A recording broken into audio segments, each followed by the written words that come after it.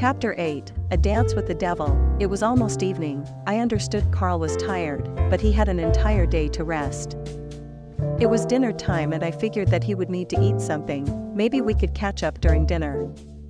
I raised my hand to knock on his door when I seemed to hear some strange sound from behind it. Somehow it sounded like a female moaning followed by some low voice. What was going on with Carl? There couldn't be some other woman in his room, right? I must have misheard it. It must be just me imagining things. However, what Jenny told me as well as Ellis' warning invaded my thoughts and took over. Their words danced in my head like a haunting macabre echo. I knew I had to do something, or I'd be driven mad. Carl? I knocked on the door, the lock clicked and the door opened to reveal Carl's face. His hair was a little messy, but I figured that was just because he had laid down for a nap earlier. I was wondering whether you want to have dinner together? He seemed normal. I blushed at the sight of him, feeling a little guilty that I suspected him. I must have heard it wrong. He quickly pointed to the cell phone against his ear and whispered, "Sorry, I'm just on a business call with my work right now. Can we talk later?" "Oh, okay." I nodded, and Carl leaned forward to kiss my cheek before closing the door. I sighed. Was I being unreasonably suspicious? I didn't know, but I'd noticed. Carl had been acting a little distant lately. And then Ellis' warning came back to mind again. There must be a reason why he said those words about Carl. At this point, I just needed to know, whether I liked it or not. I had to ask Ellis for the information that he was privy to. Standing in front of the library door, I took a deep breath and brushed down the skirt of my dress. I stopped a maid that I found working diligently in the hallway, and she led me to Ellis' office. I was a bit nervous. The last few times, I ran into Ellis by accident. This would be the first time I proactively sought him out. I knocked at the two massive double doors standing in front of me. "Come in," Ellis' voice echoed from behind the door. I took a deep breath. As I opened the door, "Here we go," I whispered. A vast library stood before me. In the center of the floor was the same recurring emblem that I saw in their house back home. I peered up to find Ellis sitting at a vintage oak desk looking at paperwork, a business proposal of some sort. He looked it over, fingering the top corner of it as he read. A short cabinet featuring a standing globe sat beside him, and I watched him reach over to open it without even looking, and he pulled out a crystal decanter. Then he finally realized that it wasn't his maid who had just entered, and he looked up. I watched as a smile crept up his face. Good evening, Mr. Peterson," I greeted. "Miss Richardson, did you get lost again?" He smirked as he grabbed a crystal glass, added a spherical ice cube, and opened the decanter to pour some of the amber liquid into his glass. "Or did you drop your ID again?" He was teasing me. Again. I couldn't understand why he seemed to have so much fun watching me get embarrassed. However, I reminded myself that I was here seeking his help. I breathed to calm myself. Since he brought up the ID, I could use this topic to start this conversation easier. Thank you, Mr. Peterson, for returning my ID. "You're welcome," he said, and then he looked back down at his paper. And for saving me earlier, at the pool," I added, trying to move the conversation forward. He continued reading and stated, "Not a problem. Gratitude accepted." My eyes were widened. He paid no attention to me at all, and seemingly tried to dismiss me.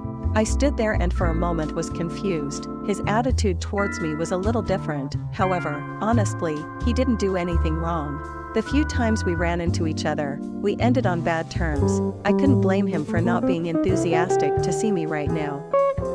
However, I came here for a purpose. "Excuse me, Mr. Peterson." I gathered my courage and walked closer to his desk. "May I ask you a question?" He finally placed his stack of papers down. "So you're not just here to thank me after all," he realized with a crooked smile. Thank goodness that his usual smile was back. Hopefully that meant he wasn't too upset about me bothering him during his work. I decided to be honest and ask my questions directly. "Could you please tell me why you asked me to watch out for Carl?" He didn't answer immediately. A smirk slowly fell onto his lips, and he softly chuckled, setting his glass down with a gentle clack. I had to admit that he was one of the most graceful men I'd ever seen. He leaned on his desk and intertwined his fingers, peering up at me over his glasses. "I'm a businessman, as you know. And I'm sure you're familiar with how business works. Is that correct, Miss Richardson?" He gestured with his hands and leaned back, resting his elbows on the arms of his leather office chair. I started to question whether it was a good idea to come in here. I'm not sure what you meant. I decided to play dumb. Obviously, he had an answer in mind, and he would tell me in time. Surely, you do. You're the heir to the Richardson empire, he pressed. Would you like me to enlighten you, Miss Richardson? I nodded slowly. There it was, in business. If you want to gain something, you need to pay a price, Ellis informed, touching his lips with his fingertips, waiting for me to respond to him. I needed to think of something I could offer to a man who had everything he ever could have wanted. I looked around the room anxiously and I saw a large grand piano across the room. I can play piano for you. He peered up at me with a dangerous expression, smoldering and brooding. No, the information is worth way more than a song, Miss Richardson. You're going to have to try harder than that. Ellis stood from behind his desk and walked over to a record player that stretched along the side of the room. After examining one of the vinyl records, he made a noise, placed it on the turnstile, and dropped the needle. His choice was a personal favorite of mine, Frédéric Chopin's Waltz in B minor. It was a song I had played on more than one occasion on my piano. Seeing I was hesitant, he chuckled. For example, he stopped swirling his wine, putting it down on his desk, and made eye contact with me. A slight smirk crept across his face. Usually when women want something from me, we settle things in my dungeon. Why did I even come here in the first place? I should have known better, I exclaimed. Absolutely not. As I began to shift my heels to walk away, Ellis released a hearty laugh and raised his hands. Relax, it was just a joke. Easy, Miss Richardson. He was still smiling, which only made me more upset. I sighed and figured it wasn't worth the trouble begging him to tell me about Carl. I'll be leaving, Mr. Peterson. Thank you for your time, I huffed as I turned away. I heard the sound of his dress shoes tap across the floor as he caught up to me. One simple request, Ellis offered, as he touched my wrist to get my attention. A warm streak of blood rushed to the spot he brushed with his fingers. Nothing is simple with you, I whispered under my breath. And he heard it. Ellis chuckled. That is true, but in this case, I promise that it's simple. Alright, what is it? I kept my eyes focused on my shoes. One dance. Ellis used his finger to raise my chin so my eyes would meet his dark ones. One dance, and I'll tell you everything you want to know. I looked up, and his smile seemed sincere this time. He presented his hand to me. Miss Richardson, may I? I stared at him, and my lips parted at how his dark eyes seemed to sparkle in the low light. I cleared my throat to break myself from the thought. I placed my hand in his and whispered reticently, yes, Mr. Peterson. He smiled and walked me over to the center of his office, Chopin's music still playing on the record player. He placed one of my hands on his waist and held my other one before taking me about the library in a slow dance. I got lost in the way he peered into my eyes, spinning us and taking us into a waltz. He led and I followed, letting him spin me until he pulled me back against him. His citrus cologne surrounded me again, making my head spin. I got lost in him and in the way he danced with such precision, fluidity, and grace. The air felt suffocating being so close to him. I breathed him in, getting lost in how strong and powerful he appeared. Yet something about him felt safe for a moment. As we danced like no one was watching, I slowly peered up at him with parted lips, gazing from his eyes to his lips and back again, and watched him do the same. He suddenly spun me around, and with my back arched downward as I looked up at him, I realized what he was about to do. Ellis Peterson was about to kiss me. Chapter 9, Mixed Drinks and Mixed Feelings. I suddenly realized that it was a bad decision to come here tonight. I watched him continue to lean in, and my heart raced. For a moment, I panicked and didn't know what to do. I couldn't be unfaithful to Carl. I tried to shove him away by his chest, but he was too strong for me. However, he didn't kiss me. His lips were next to my ears, and his breaths were warm. Now, you may ask your question, he said in his deep, low voice. I felt as if electricity ran down my spine. I was stunned for a moment. Ellis chuckled in my ear, stopped and pulled away from me with a playful expression. Or did you just want to have another dance? No, of course not. I shook my head. Let's talk about Carl. All right then, please take a seat. Ellis led me to the couch and poured himself a drink. Why were you so negative about him? He sat down next to me and replied, Carl is a womanizer. He often has more than one girlfriend at a time. My eyes widened. I gripped my arms in my hands and peered at him. I didn't know what to think. Jenny had warned me about Carl. Now even hearing this comment from Carl's own father, it was still hard to swallow. Are you sure? There must be some misunderstanding, I murmured, shaking my head. I didn't want to believe what Ellis said. Carl said he loved me. It was hard to believe everything he said was a lie. I remembered that during the welcome party for freshman students, all the guys were gathered around Bethany. I went out to get some fresh air and was bothered by a troublemaker. It was Carl who came to me and protected me. I asked him why he was there.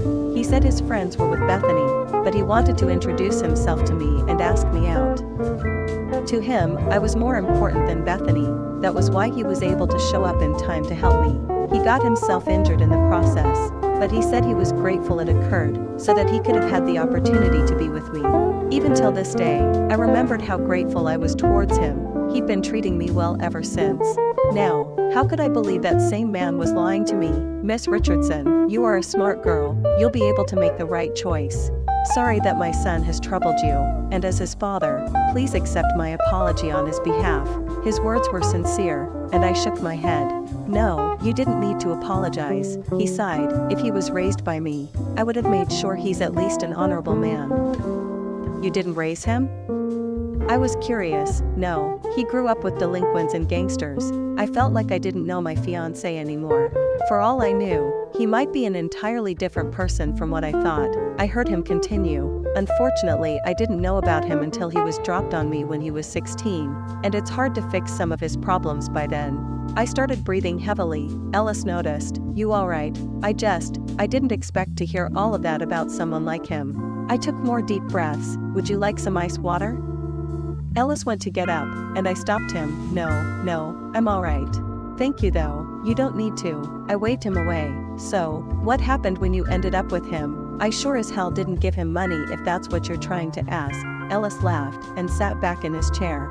I gave him a job and the resources to start up a business. I wanted him to learn how to make something out of nothing. He scoffed. The boy had more of a jump start than me. I had nothing to begin with and amassed an empire. He should feel lucky. I didn't know what to feel. Can I ask you something and have you be completely honest with me? Maybe, but it might cost you, Ellis teased, and this time I knew he was. Mr. Peterson, seriously? He let out a short laugh.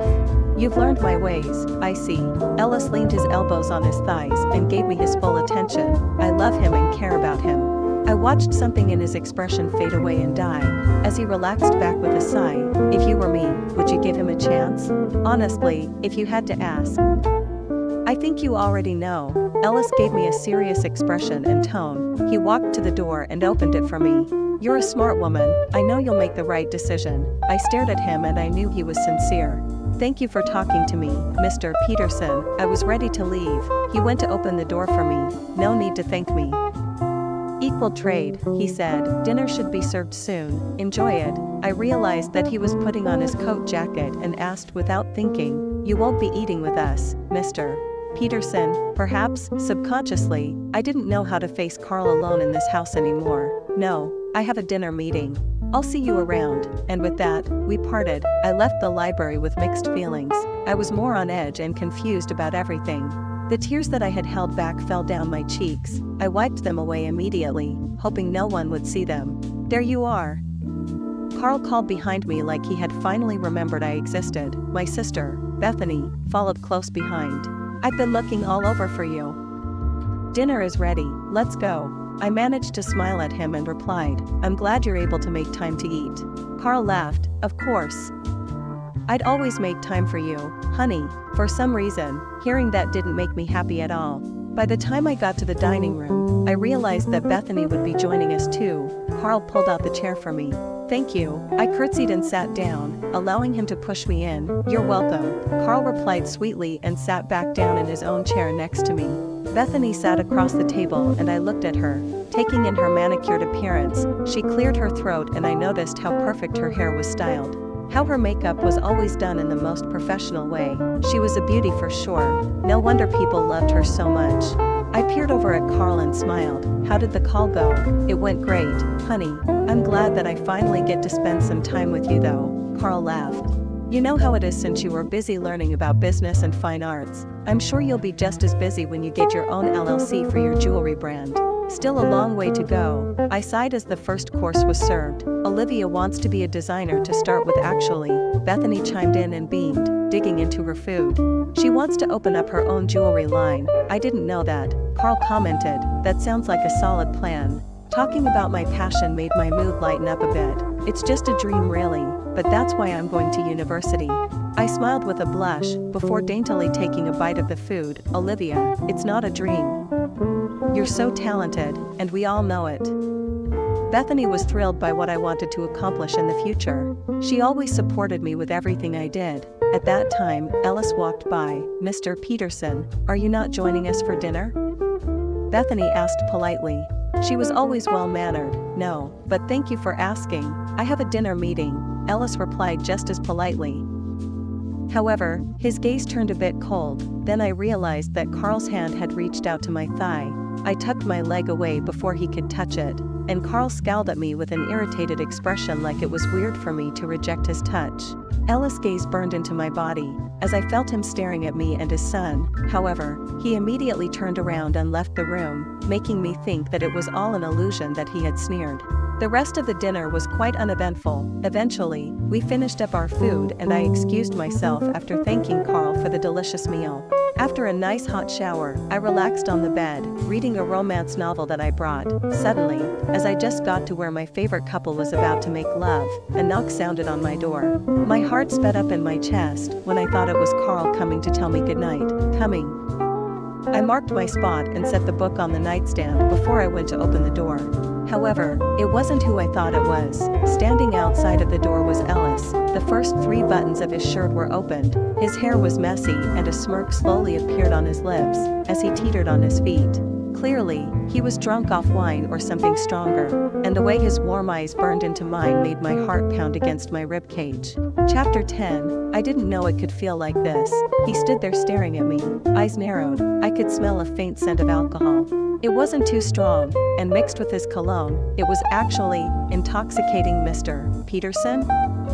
I gently called him, but he didn't answer, and shoved me away. Mr. Peterson. I stood by the door, and was stunned watching him find his way directly to my bed and collapsed on it. My eyes widened. Now what? Then I realized that I was in my pajamas. It was a lavender button-down silk top, and a pair of matching silk bottoms with my initials hand-stitched into them, a gift from Bethany. I didn't want him to see me in my evening wear, nor did I want him inebriated in my bed. He could have chosen to sit or lay anywhere. The Peterson vacation home had so many rooms, yet he chose mine to take over and claim. My guest room wasn't too far away from his. Did he think this was his room, somehow? Well, I meant, technically, every room in this mansion was his. I figured I should call for some help to move him back to his room, putting on a long sweatshirt. I walked down to the family room area where I saw a maid running past me. Excuse me, she was in a hurry, and she apologized. Sorry, Miss Richardson, is this urgent? If not, may I get back to you? I need to finish something within the next hour. Of course, I smiled, because I figured moving their drunk master out of my room couldn't really be counted as an emergency. Well, I guess I was stuck with Carl's father in my bed for the time being. I returned back to my room, hoping Ellis had magically disappeared, but reality often disappointed people. I sat on the lounge chair in the room, one hand under my chin, trying to comprehend the situation. Hopefully, someone would come to help him back to his room soon, and he wouldn't remember that he had come here tonight. Since I really had nothing to do, I decided to go back to my reading while waiting for help. After about 10 minutes, however, I had to put down my book.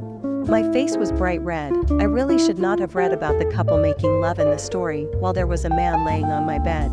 I caught a glimpse of Ellis. His eyes were tightly closed. I realized that I'd never paid close attention to his facial features, because my attention was always focused on his eyes when talking to him in the past. Although he was Carl's father, he looked young, like someone in his late 20s. Had I not known him, he could probably have passed for Carl's older brother. His dark hair hung loose over his forehead, his eyebrows were clean-shaped, and his nose was straight and tall. My gaze traced down his tightly pressed lips and his well-defined jawline. He was an attractive man by all means. Must you make my life difficult? I complained and sighed. Before I heard him groan, Ellis tossed and turned. He tried to sit up, but then fell back against my pillows with his forearm over his closed eyes and his other arm resting over his stomach. I had no experience helping drunk people. What was I supposed to do now? Ellis moaned and grabbed a pillow from behind his head, which he shoved over his face in agony. I battled internally. Should I help him or not? Even if I did, what could I do? As if he could hear my internal struggle, he mumbled, "Water." I sighed, remembering that he did save me when I fell into the pool. I decided to do my one good deed for the day. I got some lukewarm water from the sink and found him still on the bed with the pillow over his face. Removing the pillow that covered him, I gently called, "Mr. Peterson?" He didn't answer, still groaning. Obviously, he wasn't awake enough to hear me. I muttered to myself, "Well, maybe if you didn't drink so much, then you wouldn't be hurting so badly." However, watching the crease between his brow deepen, I sighed and put down the water on the nightstand. "Mr. Peterson, the water is here." I pushed him gently. Finally, he grumbled and hoisted himself up with a groan. I shifted and kneeled on the duvet, cradling his head and bringing the warm water to his lips. He parted them and took small sips, moaning in bliss at the warmth that settled in his chest and stomach from the drink. "Drink some more, it may help." I tried to persuade him. He seemed to have heard me, so he took the cup from my hands and downed the rest of the water. After a moment, he seemed to have some relief from the pain, and I saw his eyes flash open. His gaze was confused for a moment, but soon he pulled up a smile. I knew he recognized who I was. "Olivia," he whispered. My heart raced as his expression seemed to alter into something I recognized when I had first met him. I swallowed hard as my heart felt like it was in my throat. His gaze dropped to my lips as he reached up to run his fingers along my arm. He gently caressed my arm, running the backs of his fingernails up and causing me goosebumps to appear in their wake. A tremble ran through me as his fingers traced along my shoulder and along my neck. He softly ran his fingers back down my arm to wrap them around my wrist. A corner of his lips curling up into a lascivious smirk, he suddenly rolled me onto my back and pinned me with my hands above my head. I gasped and arched my back beneath him, feeling his knee slide between my thighs to pin me in place. He gathered both of my wrists into his one hand and ran his other hand along the hem of my silk shorts.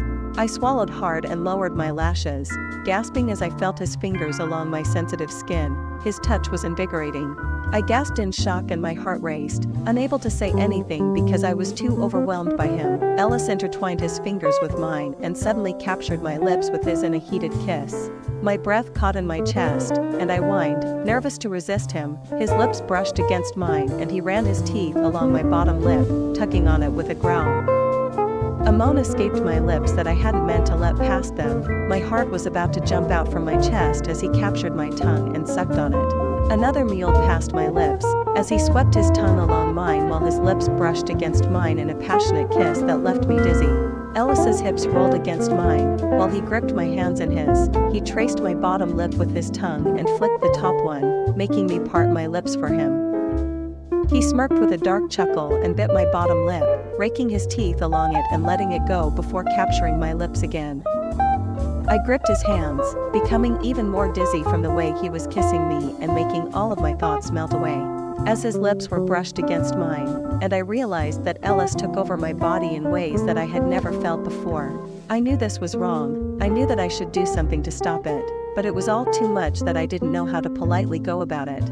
And after years of lackluster kisses from Carl, I had no idea that a kiss could be this powerful, this euphoric, and this energizing.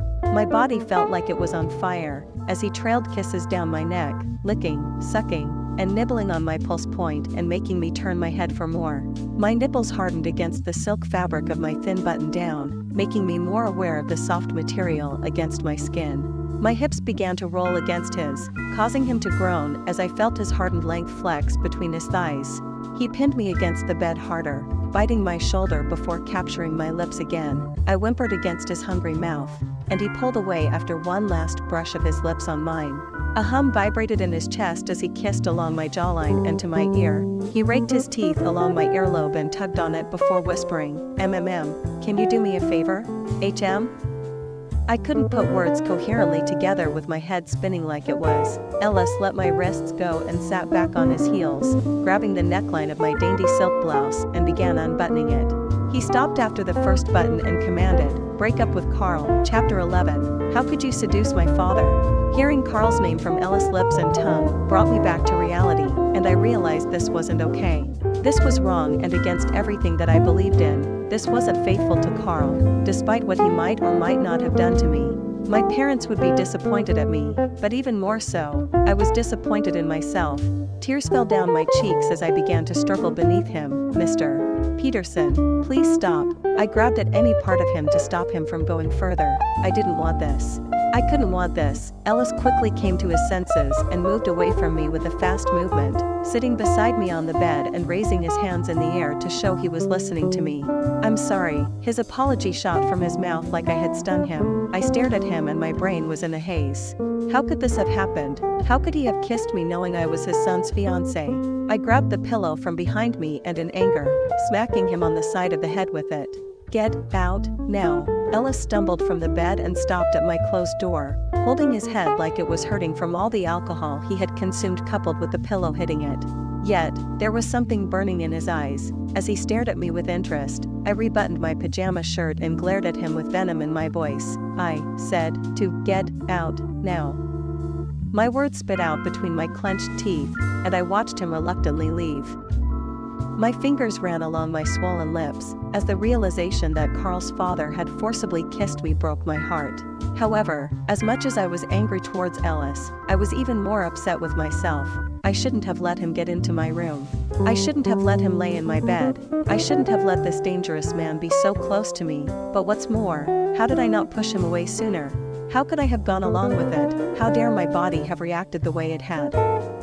It was supposed to react that way to Carl, not his father. If Carl knew about what his father had done to me, he would be so upset and heartbroken, it would break his heart in two. How was I going to live with that? What have I done? I covered my face with my hands as tears fell down my cheeks.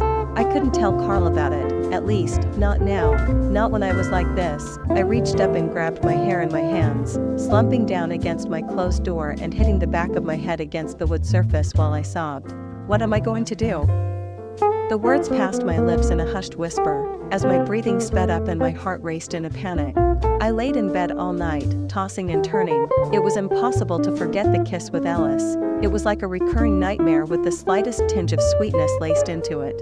I hadn't gotten a single ounce of sleep the whole night, and when I stepped out of bed the next morning, I still felt wronged and violated.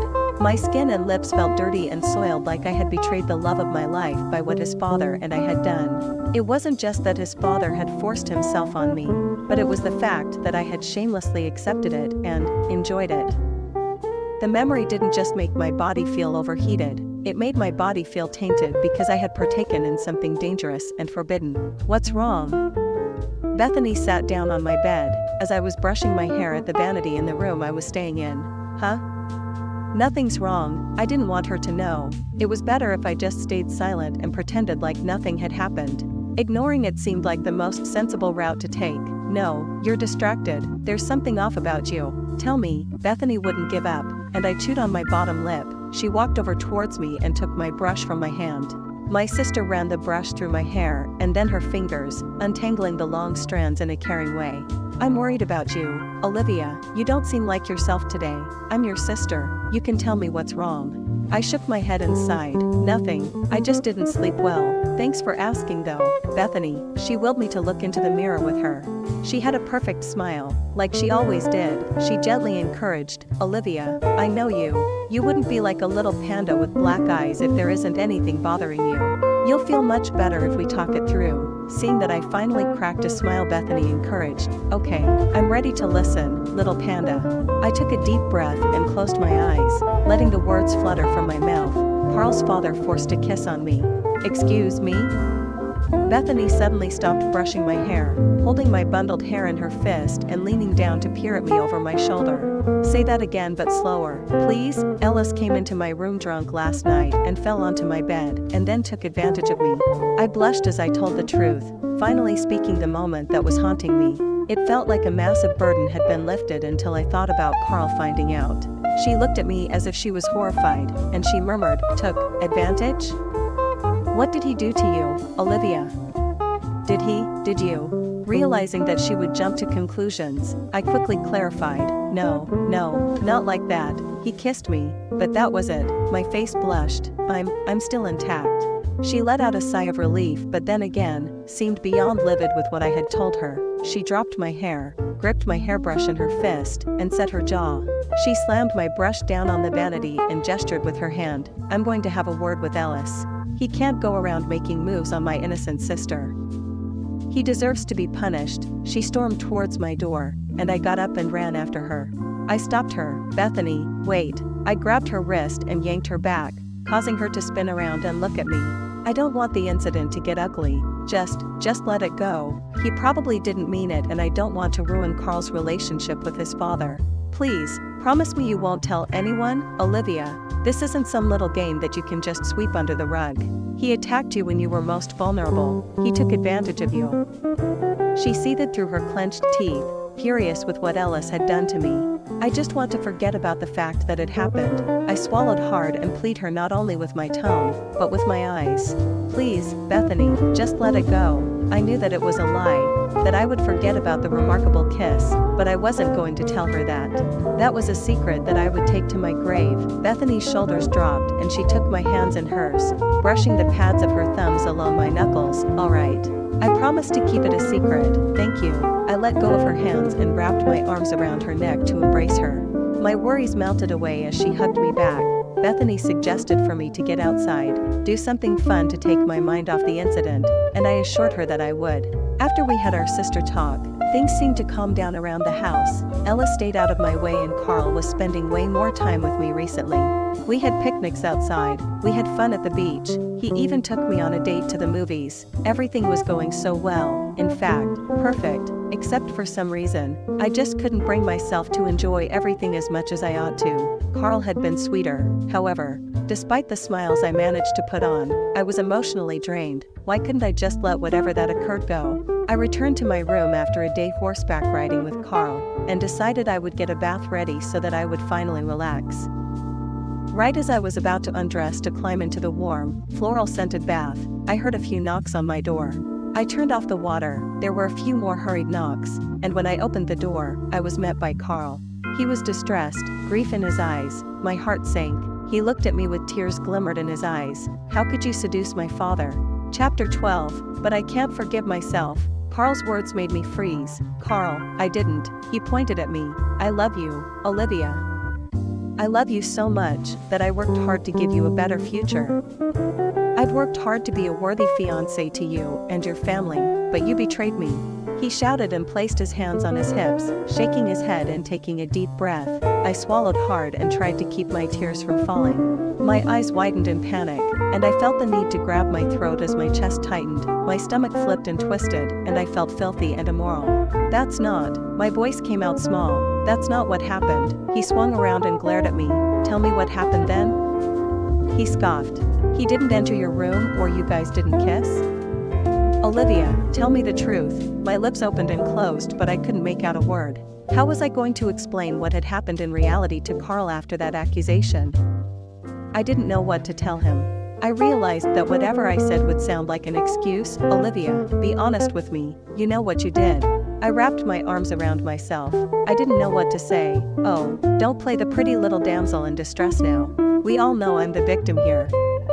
Carl stormed towards me and gripped my chin, shoving my broken gaze up to his. Tell me, is it because I'm not as rich as my father? Is that it? I searched his gaze before looking away, not wanting to answer him. He licked his lips and scoffed. Is it because he has more wealth and power than me? It's the billions of dollars he has amassed, isn't it? No, the word cracked from my lips in a whisper as tears cascaded down my cheeks. I had broken his heart into a million little pieces. However, what he said wasn't true. I was disappointed in myself as well, and I felt guilty. After giving so much of my heart to Carl, and always being his faithful girlfriend, I had managed to ruin everything that we worked so hard for. However, that didn't mean that I was just some gold digger. I never would have thought that way, no? He lightly shook my head and scoffed. I didn't think you were the power-hungry type, Olivia Richardson. I mean, if the maid hadn't slipped it out by accident about this, I'd still be in the dark. I paused. How did the maid find out? But then, there were many eyes in the mansion. In addition, I wasn't exactly quiet that night when I yelled at Ellis and pushed him out of my door. Anyway, it didn't matter how he found out. What mattered was that it was no longer a secret, and if there was any possibility that I could save our relationship, I had to at least let him know what actually occurred that night. I gave him a few seconds to calm down and tried to explain myself in a level tone. Carl, please allow me to explain. There's no need for that. Olivia, whatever happened, happened. I just couldn't believe. He collapsed onto my couch, holding his head, looking heartbroken. Carl, please. Listen to me, it wasn't what you think. Your father got drunk and he entered my room by mistake. Carl looked at me with an expression of disbelief. If that was the case, why didn't you call me that night? Why did you let him stay in your room? He scoffed. I didn't want to bother you, knowing how tired you were lately, that was the truth, and it would be too awkward to say that my fiance's father was in my room in the middle of the night. In addition, I also wanted to tell Carl that his room was all the way on the other wing of the mansion. If I was staying in his wing, maybe all of this wouldn't have happened. However, it sounded too much like an excuse and I swallowed it down. You wouldn't think I'd be here right away? Olivia, be honest with yourself, you didn't call me because you wanted him in your room. He raised his voice. I was shocked at his words. How had Carl thought so low of me? Was it just because he was upset with me, or were these thoughts in the back of his mind the whole time? Carl, if you don't believe me, you can go ask your father. He looked at me as if he was looking at some insane person. Olivia, you just said he was drunk. If that was the case, how could he remember anything? But you were the sober one, you. I saw his eyes were wet and he was trying his best to not let the tears fall. I was even more heartbroken and guilty. Maybe he was right. I should have handled the situation better. I lowered my head and peered down. Yes, it was my fault. I had fought Ellis' move at first, but then I had gotten lost in it. I should have fought harder against his domineering father. Yet, my body seemed to have a mind of its own. It was indeed my fault and I had ruined it. Carl, I looked at him through my blurred vision. I don't know what I can do to make it up to you. I whispered. I had a decision to make. However, Carl didn't let me finish my sentence before he interrupted me again. He shook his head. Oliva, we are about to get married. He looked toward me, crossing his arms over his chest. I know I am not as rich as my dad yet, but I will be one day. I was a bit surprised. I wasn't sure where he was going with this, but I was grateful that at least he seemed to have calmed down. You said you wanted to make it up to me. He smiled bitterly. I don't need you to explain what occurred in the past. I just needed you to trust me in the future. I do trust you, Carl, I replied softly. Look, Olivia, he licked his lips. I'll be working even harder. I know I'm not as financially successful as my dad, but that was because I didn't have enough starting funds. He stood up and started pacing in the room. To stabilize our relationship, Olivia, to secure our marriage, you must help me. Carl, I don't understand. You wouldn't let me explain myself, and now you were asking me to help you? Olivia, because I love you. He exclaimed, I need to be more successful to feel certain that you will be happy with me. He kneeled down in front of me. I don't blame you for what you did, honey. I know how it is to make mistakes. Everyone makes mistakes, really, I get it. So you believe that I didn't said, stop it. Olivia, don't say it. I don't want to hear it anymore. He shouted. I said, whatever happened already happened, and whether you and my dad. It doesn't matter to me. But what matters is I need to know you have faith in my career, in my business, and in me. I stared at him up and down, as my heart ached in my chest. Carl, you still don't believe me. Prove it to me with your actions, Olivia, not with your words. He concluded, I understand what you want, Olivia, and honestly, I can't blame you for that, so, help me. Help me become who you want me to be, Carl. I don't need you to become anyone, I said sincerely. I love you for who you are. How I wish none of this had happened. He sat next to me and held my hands. Olivia, it's okay, I forgive you. I shook my head. He said he forgave me, but I didn't feel a single tiny bit of happiness or relief because ultimately, that meant he still didn't believe me at all. I didn't need him to forgive me. I needed him to trust me.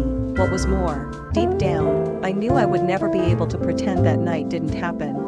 I had tried that in the past couple days, but it was exhausting to keep reminding myself to let it go and to maintain a smile. I tried to forget about that incident and be happy, but I just couldn't. I was still guilty, because when the kiss was forced on me, for a few seconds, I did nothing. But I can't forgive myself, I stated firmly. Carl frowned. It's okay, Olivia. Carl, it's not okay. I shook my head again and finished what I wanted to say. I'm sorry that I hurt your feelings deeply. Tears fell from my eyes as my heart was bleeding. However, as much as it hurt, I knew it was time for me to make this decision. I don't see how we would be able to work this out, I confessed. I saw surprise in Carl's eyes, and then nervousness. Was he afraid of what I was about to say? Olivia, you don't have to do this. Carl held my hands tight. I already said I forgave you. I looked him in the eyes and I couldn't control the pain in my chest. I thought we had a strong relationship and I thought we would soon start our family. However, the dream fell apart so quickly, even until now. He claimed that he forgave me, but that was based on the assumption that I seduced his father. When I looked at Carl, something seemed to have changed in him. He wasn't my boyfriend who treated me as the only important person in his life, the boyfriend who trusted me with all his heart. Just like with everything that had happened, I couldn't see him the same way as I used to. Something was missing between us, and that something was trust. I shook my head. Carl, I thank you for everything you've done for me. I truly loved you and will always cherish our memories together. Olivia, he interjected, but I wouldn't have the courage to say this again, so I declared before I could change my mind, let's break up. Carl froze. He seemed to be stunned by what I had told him. Then I saw the panic in his eyes. He grabbed my hand, gently touching the back of it. I'm sorry, honey, I was wrong. I was just too upset, honey. I don't want to lose the best thing that I have in my life. He kissed the back of my hand with his chapped lips. However, all I felt was exhaustion, and I just didn't have any energy to handle it anymore. After the past couple days of internal emotional struggle and after the initial pain in my heart, oddly enough, I was somewhat relieved. I might have done something wrong, but I felt I'd made the right decision. For Carl, and for myself, I shook my head in response. No, Olivia, please don't do this. Carl pleaded. For a moment, I thought he would drop down to his knees, but I didn't let it go there. Tears streamed down my cheeks. Sorry, Carl. Carl was even more panicked, and he muttered, Olivia, you told me that you loved me. How could you do this to me? You won't even give me a chance to see how my business would be successful? You broke my heart, and now you're going to break my future?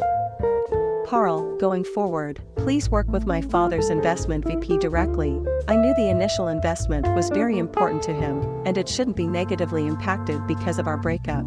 I continued, the investment department will conduct analysis and auditing as the final stage of the approval. Based on what you told me about your business, there shouldn't be any problem. I wish you nothing but good luck. Then, I walked out. Chapter 13, Ellis apologized, Ellis POV. I hadn't been in the best mood the last couple of nights. At least, not since I had kissed Olivia. Damn, I couldn't get the way her soft lips felt on mine off my mind, or the way her body felt beneath my fingertips. The way she had given me the gift of her kiss and touch made me feel more spoiled than I had in a long time. Not to mention, the memory of that night wouldn't stop haunting me, teasing me, and making me crave more.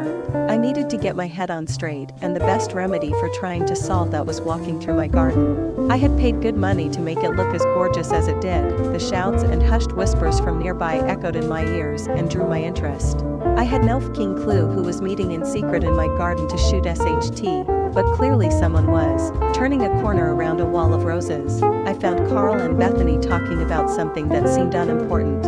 Honestly, I had no fucking interest in what Carl was doing. That was until I heard Olivia's name spill from his slimy lips. Come on, Carl. Bethany hung on my son's arm and pleaded with him, Olivia and you are through. Can't we announce that we're seeing one another now? It no longer will look bad on your name, since there was a clean break. Beth, Carl began to protest, but she interrupted him. Carl, you did your part. You played the perfect fiance to my sister. She believed you and thought you were kind and had her best interest at heart. Bethany touched Carl's chest, and I scowled in disgust. Don't you think it's time for someone else to take care of you like you deserve, HM? She played with the collar on his shirt. A real woman, my son gripped Bethany's chin, staring at her with a serious expression. I need Olivia back. I mean, I love you, but only Olivia can get us the money we need, right? Don't get me wrong, Beth, it's none of your fault that you're adopted, but it's unfortunate that they didn't treat you the same as they treated their real daughter. Just as I expected, my damn son was using both of these girls. Carl and Olivia broke up. With my hands in the pockets of my gray dress pants, I turned on my heels and headed back towards the house. The outside didn't seem so fresh anymore. I wanted to see Olivia. On my way back inside, I ran into a gorgeous, frazzled woman with bags in her hands at the front door. She was a mess with her sloppy bun and wrinkled dress. I had never seen Olivia so not put together. However, she was still a beauty no matter what. Hey, I gently touched her shoulders and peered down at her with a concerned expression. What's going on? Suddenly, she glared up at me and scoffed. Get away from me. Where are you going? She dropped her bags at her feet onto the tile flooring and removed my hands from her shoulder. I'm going home. So early? I smirked. She was as cute as usual when she was mad. She paused and her brow was knitted together. Yes, so early thanks to you. Me? I took a step forward to look her in the eyes, but she denied me by looking down. Don't, she commanded. Don't what? I replied, don't touch me. Olivia scoffed. It's your fault. If it wasn't you, then I wouldn't have lost my fiance. How is it my fault? I smirked. I had a rough guess of what might have occurred, however I just couldn't help but to speak to her a little more and tease her. Her eyes widened. Are you seriously playing games right now? If you hadn't. Whatever. How could you be so shameless, you jerk? My eyes widened in shock by how she was scolding me. I had never had someone scold me before. It was intriguing and amusing at the same time. I lowered my stance trying to get a better look at her face. I reminded her, I told you Carl was not a good match for you. As far as I'm concerned, breaking up with him was the best and most intelligent thing to do. Who do you think you are, telling people what to do? You are the cause of this. I'm not the cause of this, you are, and he is. I had nothing to do with your relationship, I pointed out. She looked at me in disbelief as if I was saying something so wrong. I shrugged. What? I'm just telling the truth. The expression on her face turned from surprise to anger. Her face was slightly pink, but I thought that was probably due to fury rather than shyness. Her body was trembling. She moved her lips, but she eventually didn't make any sound. Instead, she bit down her lips and took a deep breath. What do I expect from a jerk like you? She scoffed and started walking away. Instead of owning it, you of course threw the blame onto someone else. I uncrossed my arms and swallowed hard, realizing that she was actually upset with me. Clearly, I had really hurt her and hadn't meant to. This was not fun anymore. I gotta take care of this situation. I reached out to grab her wrist so she couldn't walk away until I apologized. My words caught in my throat as I let my shoulders sink and relax. I'm sorry, Olivia. I was really drunk that night and had stumbled into your room because it was the closest one in my vicinity. I hadn't meant to disturb you or upset you. I promise, I've kept up. As for the kiss, I sighed. She didn't interrupt me, so I continued, I'm sorry. I didn't mean to do it. I was confused and thought that you wanted it too, but I understand that I misunderstood your actions. I also understand why you are upset about it. I'm deeply sorry. I had never apologized to someone before. What else did this cute young woman have the power to do? She was already bringing a man to his knees. She stared up at me with a saddened expression, pulling her arm away from me with her tender hands. It's too late now for apologies. The damage is done. She paused to take a deep breath that wavered. You know. I thought Carl loved me. I saw tears forming in her eyes. I set my jaw and with a sincere tone offered, if an apology won't cut it, then let me make it up to you then. Whatever you want, could be a business partnership, could be money. I'm prepared to offer you anything at my disposal. Olivia looked up at me. Her eyes both had disbelief in them. Her tears seemed to immediately stop flowing. Did anyone ever tell you that you're talented at insulting women? I raised an eyebrow at her in surprise at her words. I didn't think what I was offering to her was an insult. It had never insulted someone before as far as I know. Excuse me? I don't want anything from you. I don't need anything from you. I can take care of myself. This time she walked off furiously, her pace unstoppable. Olivia. Carl came rushing over to stop Olivia from leaving. A bit late for that, son, I thought. Don't go. I was wrong. Please, say you'll stay. He was practically on his damn knees. I glared at my son and raised a hand, stepping aside to let Olivia through. Drop it. My gaze drifted to Olivia's irritated expression, as my son reluctantly watched her walk past me with her bags and out to the car that waited for her and Bethany. Once she left, my son stood in front of me with his arms crossed and his stance wide to challenge me. I stood tall and narrowed my eyes at him. As I towered over him, my son backed up, huffing as he left the entryway. That's right, son, walk away. You did enough damage to that innocent woman. Now, leave me to pick up the damn pieces you've scattered across the ground like broken glass. Chapter 14, Auction to the Highest Predator, Olivia POV. A few days after I had gotten back to New York, Jenny came over to visit me at my parents' house. I needed a friend after the vacation that I had, if I could even call it that. I had spent most of it upset or worried. We sat in the living room, going over a school project for one of our design courses. She was majoring in fashion, and I was majoring in business with the intention of going into jewelry design. She picked one of the colored pencils up to work on her design drawing for a gown, while I was working on an elaborate necklace. "So, how was your vacation?" "What did you do?" "Carl invited me over to the Petersons' vacation home in Long Island. I wanted to ease her into the news of our breakup. I put the red pencil back to pick up a black one to shade a few diamonds." "Oh? How was that? Did you have some good sex?" Jenny teased me, and I gasped. I shoved her in the arm, making her nearly mess up her sketch. "No, I didn't. I'm picking on you, Olivia. I know you wouldn't do that." Jenny giggled and went back to her drawing. "So," she chucked a pencil back into the container to grab a different color. "Tell me how it went."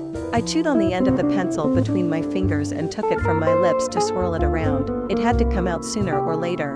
"Well, I broke up with him." "What? Are you serious?" Jenny seemed genuinely surprised, looking at her frozen expression. I felt the need to explain more. "Yes, long story short, he thought I..." "Congratulations." "Oh, I meant, what a damn shame." She paused, feigning heartbreak, and then added, "Did you catch him cheating again?" "No." I immediately denied that accusation. "You know, cheaters never stop cheating, they only get caught." Jenny rolled her eyes. "It wasn't something he did." I trailed off. "Oh." I heard Jenny exhale. I raked my teeth along my bottom lip. "There is something that I did. Well, I was forced into it." "What's that?" Jenny put her colored pencil away and stared at me. "Well, while I was at the house I kind of, was kissed by Carl's dad, Ellis Peterson." I nibbled on my bottom lip. Her mouth fell open, and I rolled my eyes. I know. He was drunk, and he probably didn't know what he was doing. But still, so Carl broke up with you because of that? He said I seduced his father." Jenny looked me up and down and laughed. "You? Seduce another man? Miss, does Carl know that you haven't even seen a single porn in your 20 years of life, and he expected you to seduce someone? Come on, how stupid is he?" "Jenny, am I supposed to take that as a compliment?" "You're welcome, my dear." Jenny grinned at me. "Okay, so he caught his creepy father kissing you, but instead of punching his father in the face, he decided to break up with you instead?" Fantastic logic, Carl. To be exact, Carl wasn't there when it happened." Jenny sat up straight. Wait. Miss, did you try to make it impossible for me to understand, or did I lose my IQ over the break?"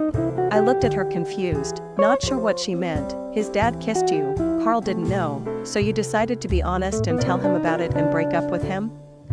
"Honesty is a virtue, but sometimes white lies are necessary." "Jenny, Carl found out on his own." I sighed. "You know, there are quite a lot of workers in the mansion. He said he heard it from a maid, but..." I sense a but coming on. Jenny might as well have pulled out a big bucket of popcorn. "Come on, spill the tea." Although I shouldn't have been thinking this way, I was quite confident that no other staff saw Ellis leaving my room. The only person who would know what happened behind my door would be Bethany. I shook my head. My parents always told Bethany and I to trust each other, to never doubt each other. We were sisters and always were supposed to have each other's backs. I felt terrible even suspecting her. "There's no but." I smiled at Jenny. Jenny rolled her eyes. "Olivia, I know you too well to know you're keeping something from me. But, hey, when you're ready, you can tell me. I'm always here for you." "Thanks." I sighed and dropped my eyes. Jenny must have noticed my anxiety building and held up her sketch for our design class. "What do you think?" she asked. I looked over her gown and smiled. "I love it, it goes well with my necklace." When I placed my drawing beside hers, they fit like two puzzle pieces. The gemstones in my necklace brought out the accent colors of her gown, making them the perfect ensemble. "You know what you need after all this chaos?" Jenny sat back against the front of the couch. "What?" I sighed and sat back beside her, smoothing out the wrinkled skirt of my dress. "Do something that you enjoy and relax." Jenny bumped her shoulder against mine. I titled my head and thought for a moment. "You've just reminded me. I haven't gone to a piano concerto in a while." "There you go. Go to one of those." Jenny gestured towards me before we got lost in what she had been up to all break. I had been looking forward to the concerto the whole day after Jenny left.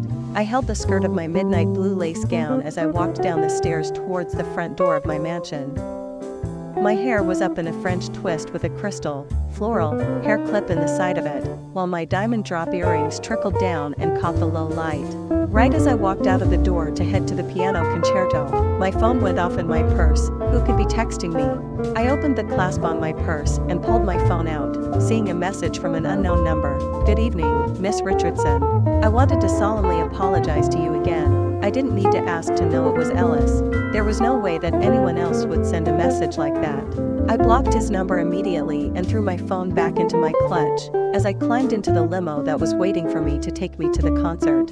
At this moment, I had no desire to interact with anyone from the Peterson family. Once we arrived, I told the driver that he could go home while I was there. I didn't need him to wait in the parking lot for the whole concert anyway. "Thank you." I curtsied as the driver shut the door for me, and I walked away towards the concert hall. I was finally alone with no one around me. I paused in the dark parking lot, lit only by a sparse gathering of streetlights, to close my eyes and raise my face to the constellation-filled sky. My lips parted as I took a deep breath when I felt something dark and twisted approaching me. My eyes shot open as my heart pounded in my throat, but by the time I turned around, an arm was wrapped around me, and a cloth was shoved over my nose and mouth. My scream faded as I blacked out. A groan left my lips as I came to, hearing and feeling the booming music of wherever I was through the flooring. Where was I? What had happened to me? I rapidly blinked and my surroundings slowly began to come into focus. The nightclub had crimson lights that reflected off of onyx surfaces. Black leather couches sat around round tables edged in red and gold. Draped red velvet fabric dropped from the ceiling with a center triskill emblem in the center, the very same one I had seen before in both of the Peterson homes. It didn't take me long to realize that I had an intricate, silver, lace mask over my eyes to somewhat hide my identity. It was heavy on my cheekbones and clearly made of a metallic material of some sort. "Come on, little slut. Up you go." A tall, muscular man, clad only in tight leather pants and a chest harness, grabbed my arms and pushed me up a short staircase and out onto a stage. The spotlights on the stage hit my skin and made it hot. My lips parted as I looked out at the field of patrons, all staring at the stage like a bunch of predators. I quickly realized, upon looking around me, that there were more girls on the stage with me. I wasn't the only one, but they all looked to be more enthralled with the experience and dressed in less clothing. What was going on? Where was I? I barely had a moment to catch my breath when a man in an obsidian three-piece suit grabbed my wrist and yanked me forward. I tripped along the stage in my heels as my chest rose and fell in a panic. "Welcome to the Vixen auction. Tonight, this first lovely vixen is willing to accompany you for the whole night and grant you your deepest and darkest desires. Starting bid is $50,000. My breath caught in my throat as the realization sank in. I was kidnapped and brought to an illegal auction house.